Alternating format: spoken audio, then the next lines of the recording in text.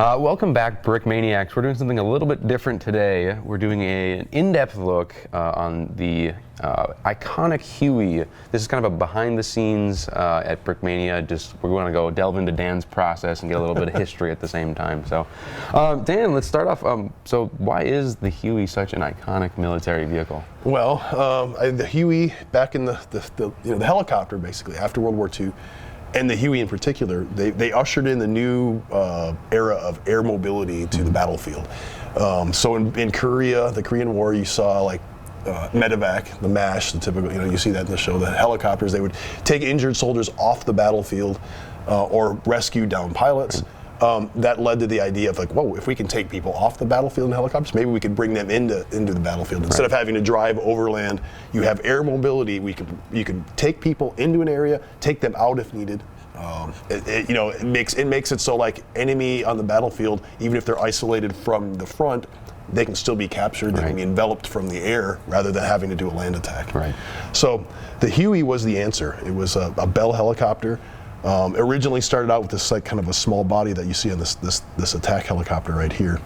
That was the original. So the originals had this short body, and they're like, well, we need something that's bigger that will be able to hold more troops. So they ended up stretching out the body for like the D model was the result. The Iroquois. It's the UH-1 Huey, as it's called, but it's actually the UH-1 Iroquois is the technical name, is the military name.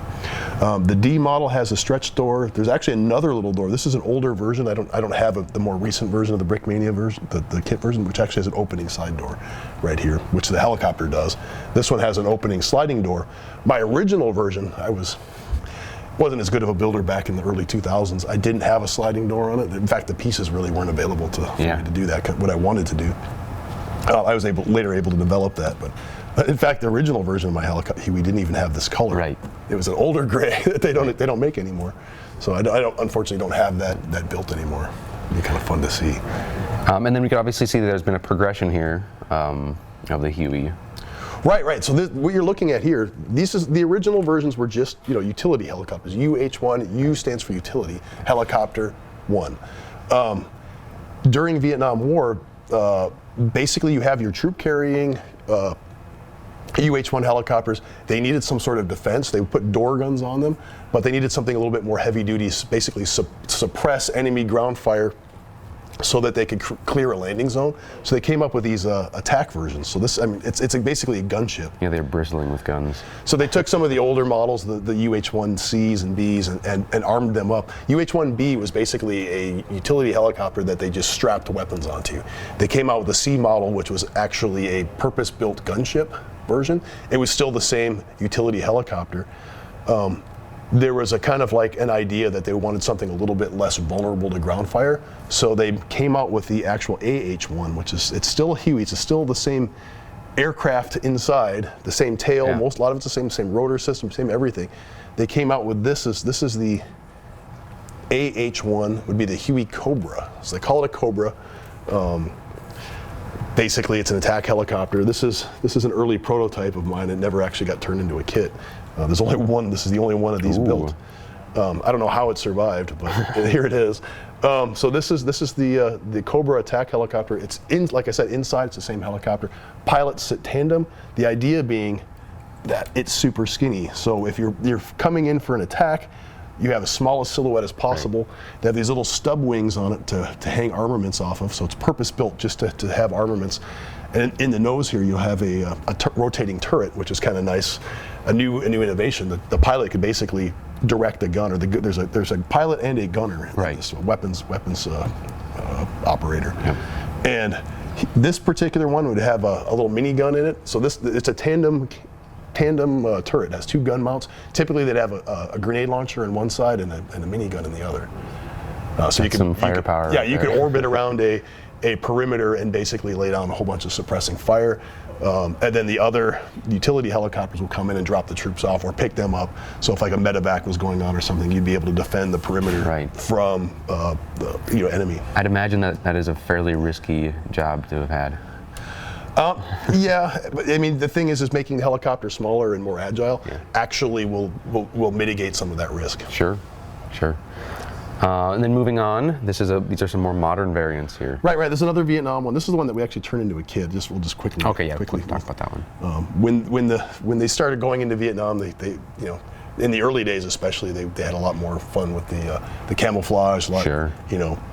As troops rotated in and out, it became more of a the helicopters would get passed on from crew to crew, and they became less colorful over time as the replacements came on.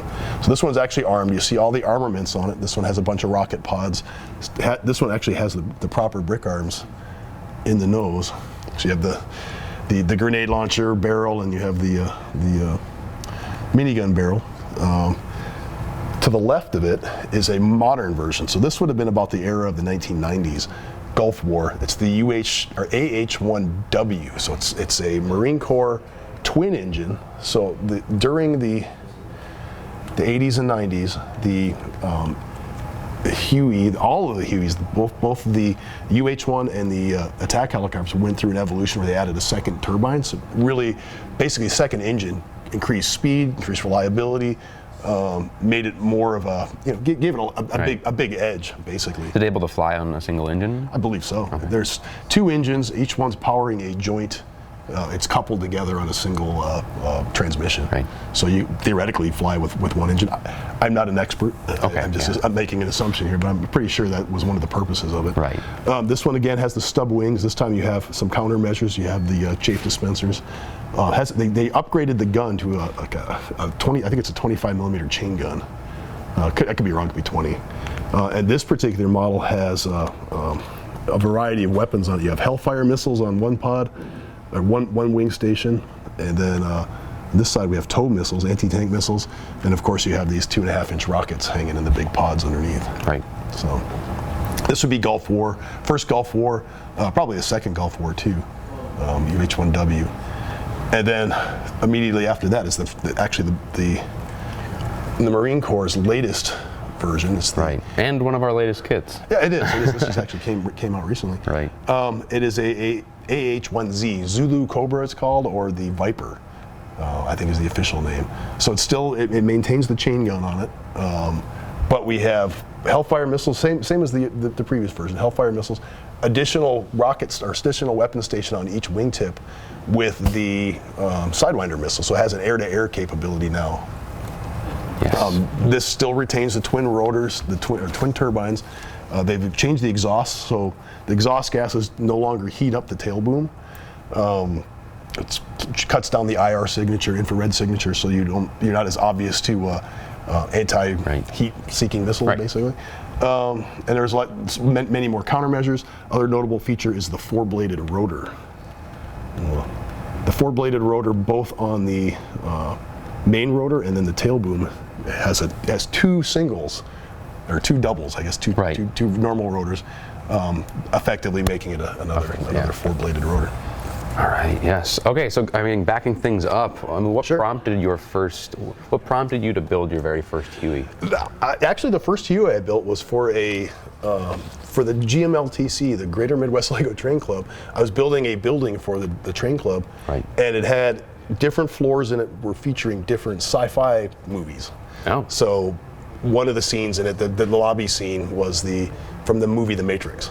If you remember, the characters came into the lobby of the office building, and there's a big fight fight with the security there. And then up on the roof there was I guess it was a UH-1. It was a newer model. It was a twin engine helicopter in the movie. I built that first. So up on the roof of the hotel, on the roof of this building, I built my first Huey, and it was parked on the roof.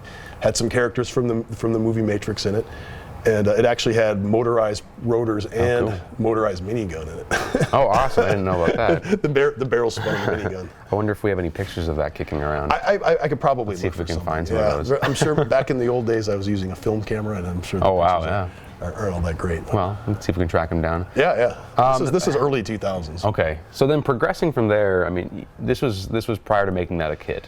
Right. We did a Vietnam theme. I don't remember. It was about 7 years ago now. Yeah.